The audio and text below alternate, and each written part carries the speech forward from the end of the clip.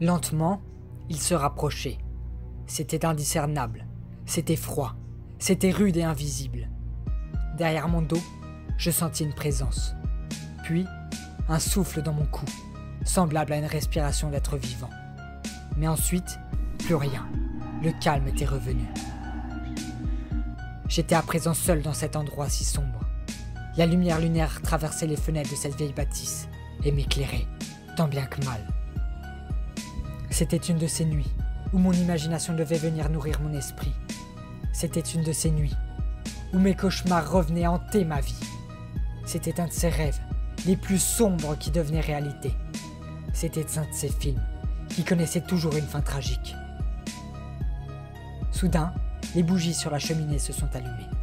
Un cri retentit dans le brouhaha vide de la pièce, et très vite, je fus plongé dans le noir, avant que l'angoisse ne me monte à la gorge, et qu'une boule vienne ronger mon estomac.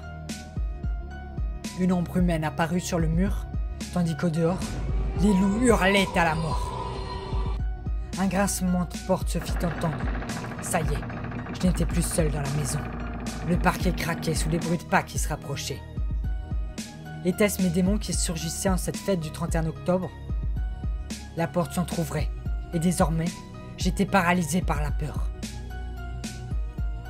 L'homme laissait traîner son arme sur le sol. De là, résonnait le bruit de fer encore chaud.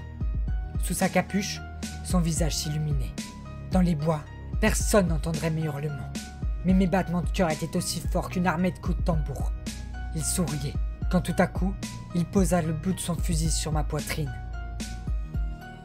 Moi, je n'avais plus de voix. J'étais devenu muet, et j'avais peur.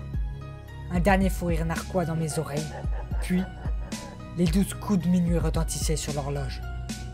À la fin des bruits de cloche, le canon retentissait.